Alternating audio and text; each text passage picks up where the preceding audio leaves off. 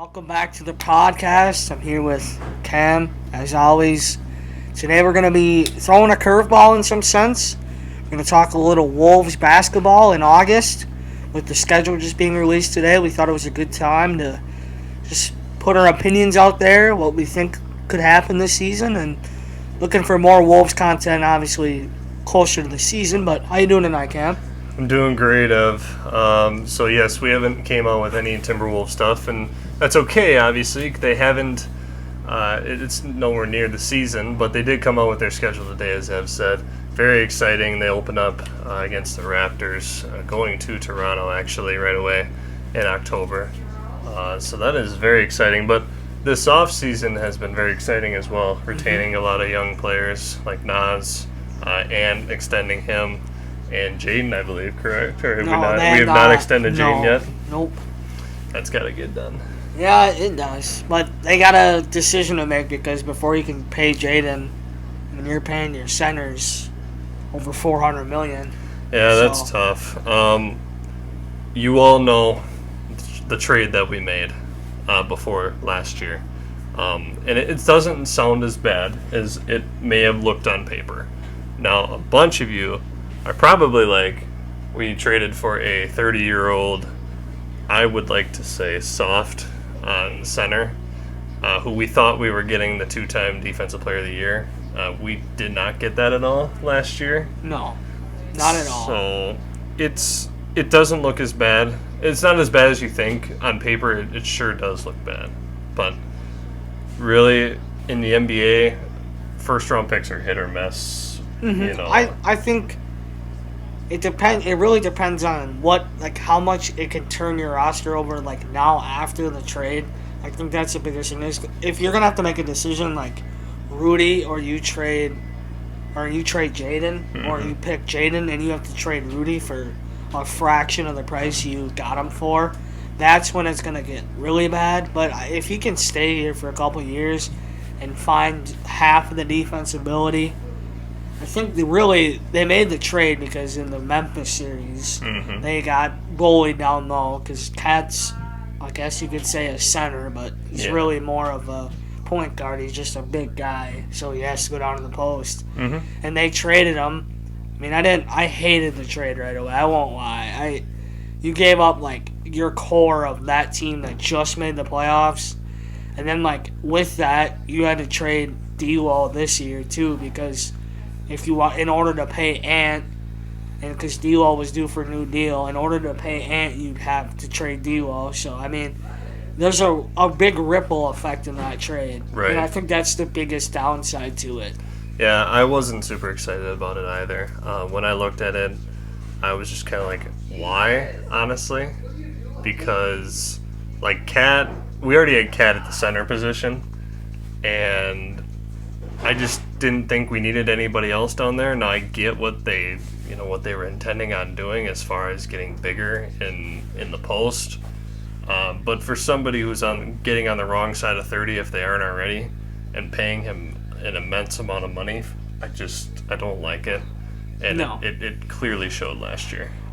So I know that me and you have gone through this outside of the podcast, but I think the biggest thing for the Rudy trade is not necessarily the role players you give up, because you give up a guy like Malik Beasley, but I think he was gone either way. And then you give up a guy like Vanderbilt, who I would love to be the stretch four next to Nas right now. That would be a perfect compliment to him. And that one hurt. That one sucked. But then you give up Ballamaro, the big kid they drafted a couple years ago. They traded up with OKC to get him.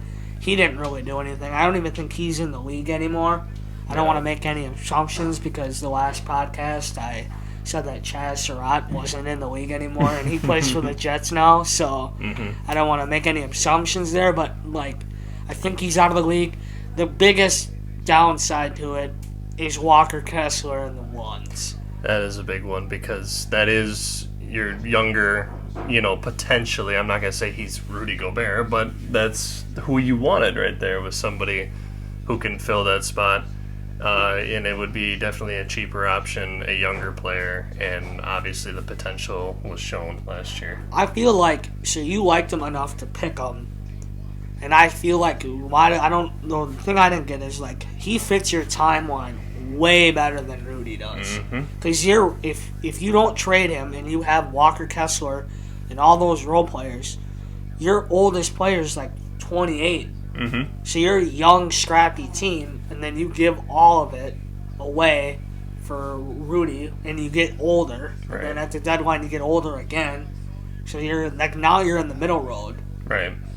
But I will give Tim Connolly credit because this year he hit on both of his draft picks, second-round draft picks, Clark from UCLA and then Miller from the G League Ignite, right? And, I mean, he can draft well. I mean, if he can find people in each draft instead of, like, having that first-round pick and they're impactful players, then the picks might go away. But if Kessler's Rudy Gobert 2.0 in 10 years and you look back and you're like, just another one of those Minnesota trades where you passed on Curry or you traded somebody and they go somewhere else and they have a great year or a great career.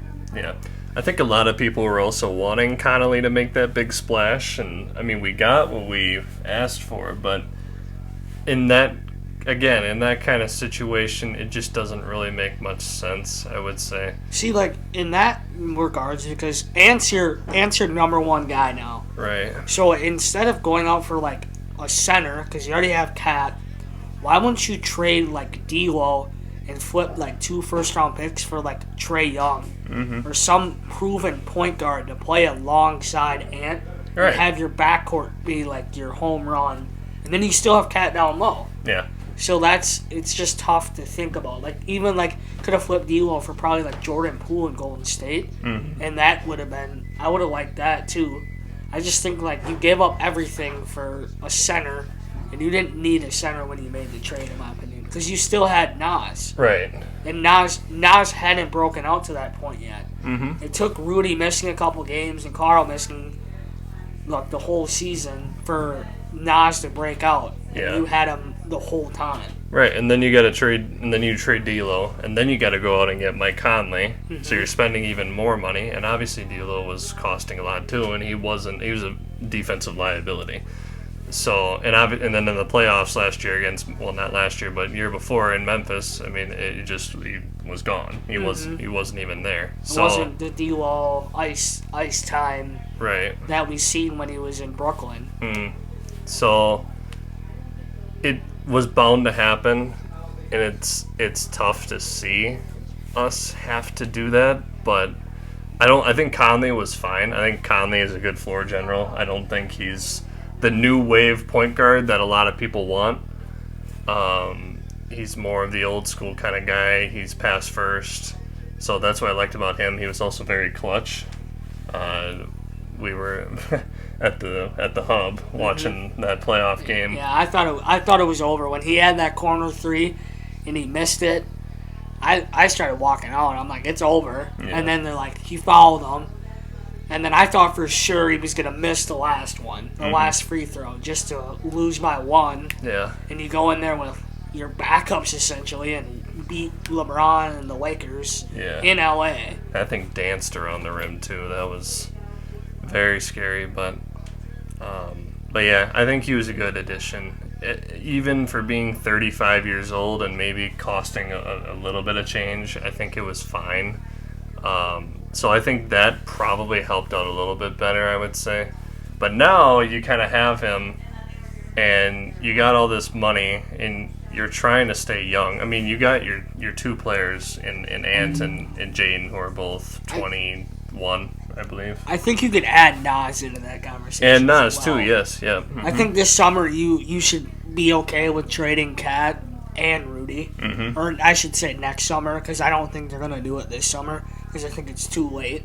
Right. But if you can go out and get, if you trade Rudy, granted you're not gonna get what you gave up for Rudy, but if you can get guys that help Ant and Ant's style of play, is along with Cat, if you can get somebody that fits, because Ant and Jaden play so well together. Yeah. Like they space the floor and everything so well together, and Nas does that too with them. So those 3, if you can build a team around those 3, but mainly number 5 now, Anthony Edwards, Right. because he's your guy. I mean, he's the guy. He was a number 1 pick.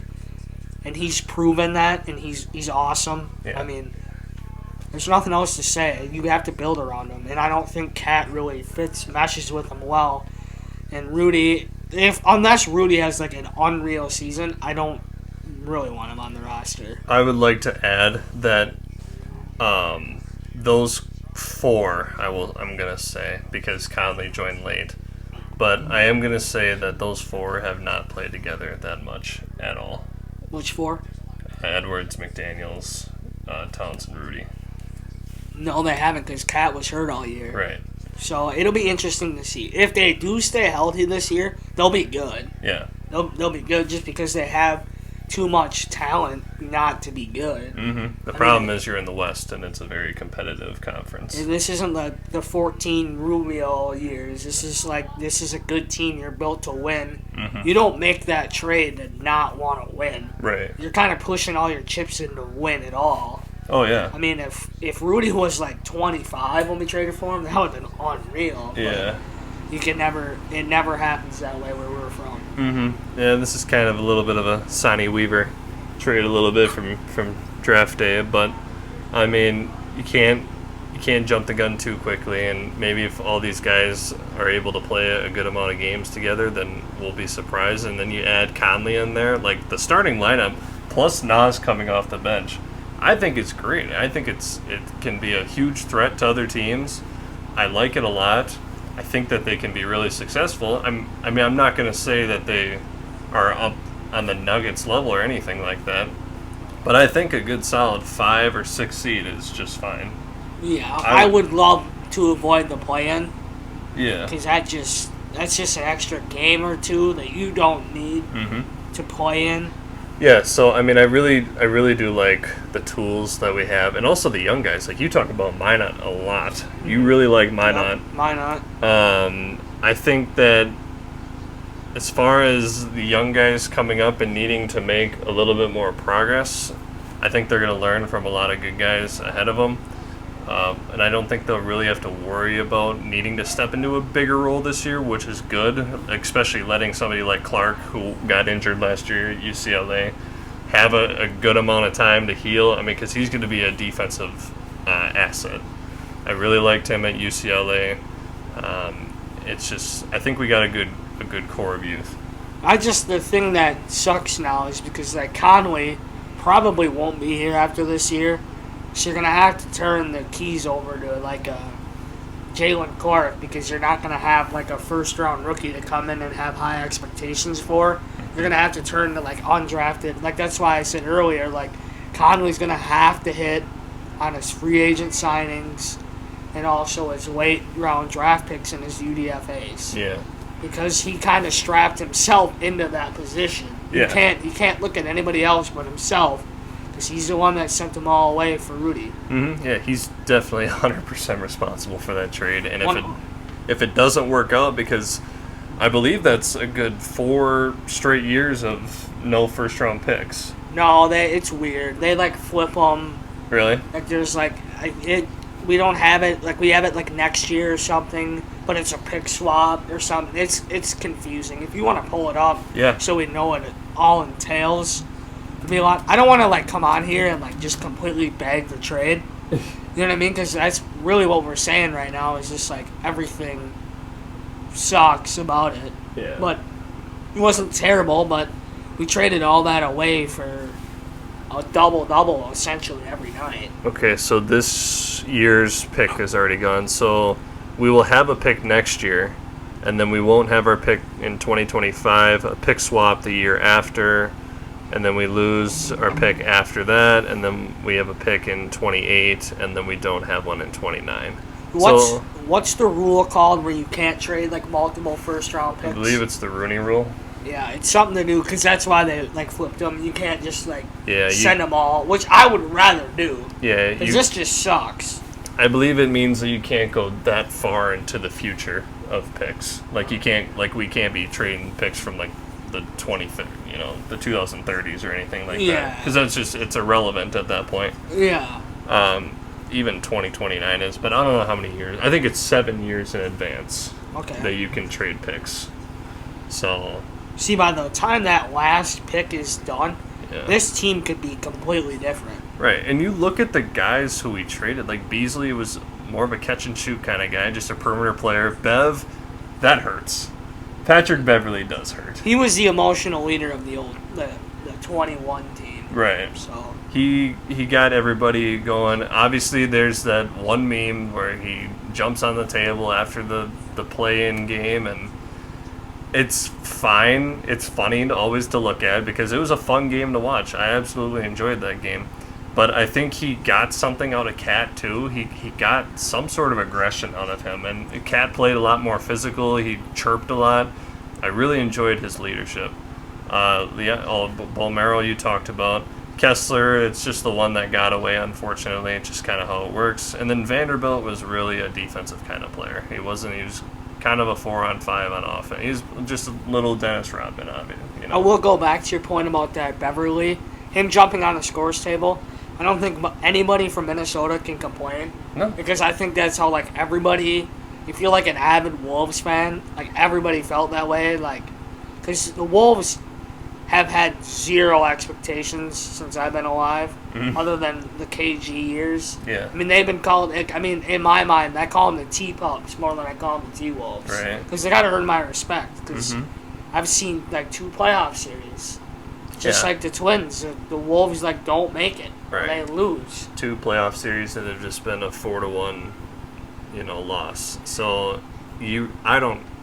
every year watching the Timberwolves, I mean, as of lately they have been competitive, which is nice to see. But I don't go into every year like I do, and obviously my strongest suit is the Vikes. I always expect it. I always kind of can figure out if they're going to be good or not, but. As far as the Timberwolves, they haven't really proven anything. So if they do go into a season and absolutely just shit the bed, like I'm not gonna like fuss over it. I'm gonna be like, well, we've seen this a lot. When they get in the playoffs, it is kind of exciting, But then they just they prove why they're an 8 seed or a 7 seed or whatever. So, yeah, I agree with that 100%. So Ev. We've been talking about this Rudy trade a lot. Yeah, Do you think that last year was a disappointment because it wasn't like successful or any means, or it didn't play out the way we wanted it to? Okay, so I'm glad you brought that up because I am. Okay, so it's viewed as a disappointment because of the trade. Now, if you run that team back from 21, it's not a disappointment because you don't have any expectations. When you make a trade like that, you have expectations because you're going all in. Yeah. I mean, you know what I mean? Yeah. Like when you're like the young kids on the block, you like the scrappy 6 seed, 7 seed. You get in the playoffs, you scratch a series, you maybe win one, but you're definitely not winning the second one. Mm-hmm. But you make this trade, you're expected to make the playoffs as a top 4 seed.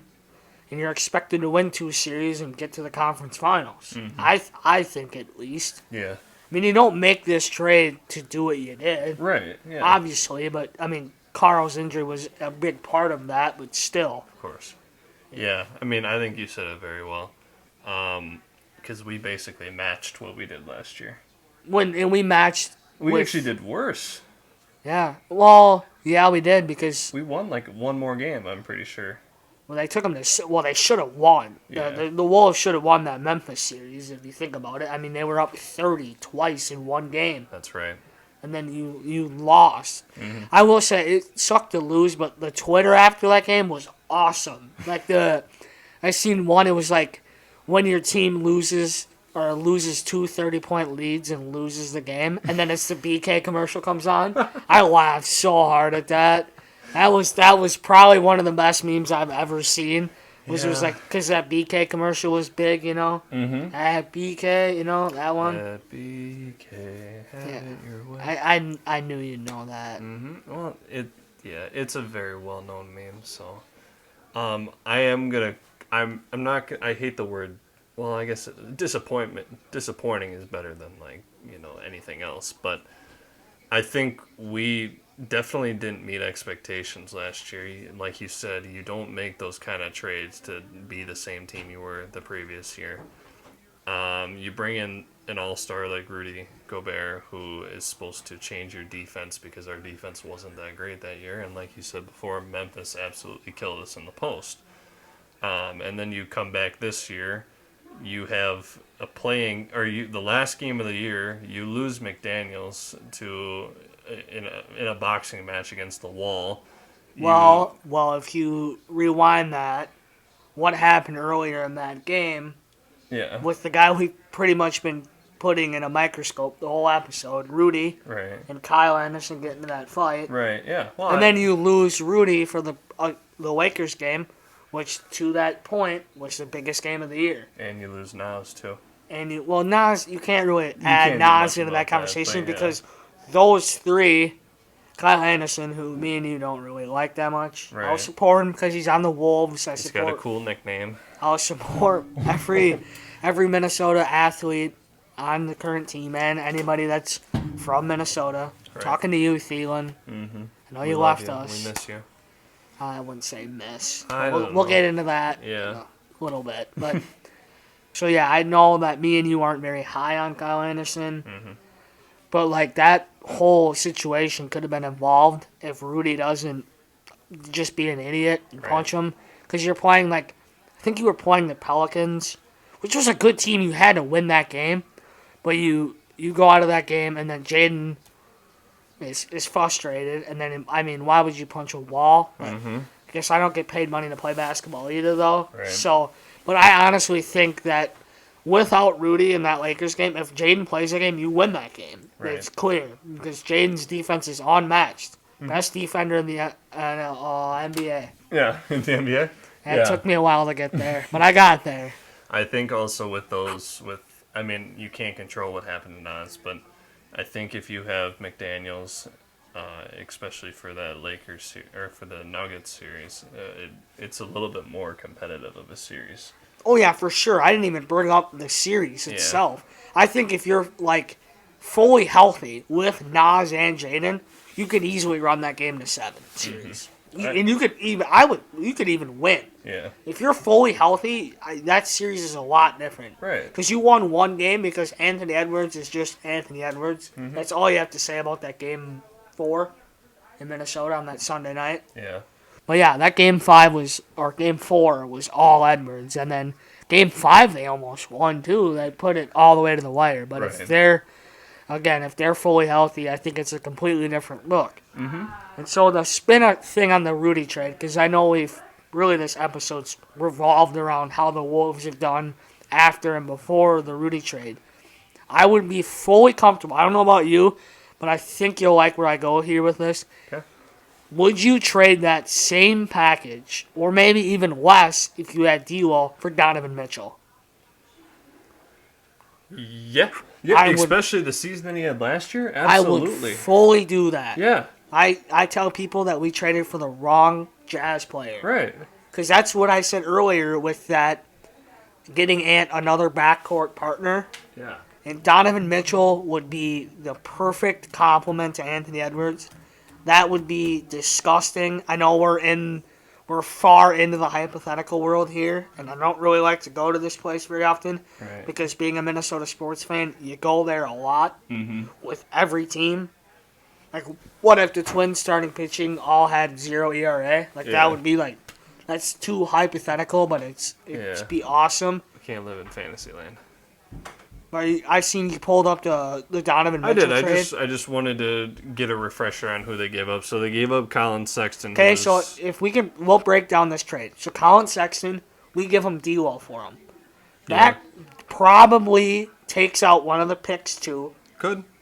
At least one that's later, yeah, I would say. And then you give up for Markkanen, because they got Lauri Markkanen, who was actually picked by the T-Wolves, funny enough. Jimmy Butler trade. And then if I would say Beasley and Vanderbilt could Maybe. I don't know. It's tough because I honestly, you could do that whole trade and you add D-Wall and you keep Walker Kessler. Mm-hmm. And you send all the picks for Right. Donovan Mitchell. So your hypothetical starting lineup would be D-Mitch at the 1, Ant at the 2, Jaden at the 3, Kessler at the 4, or Cat at the 4. Yeah.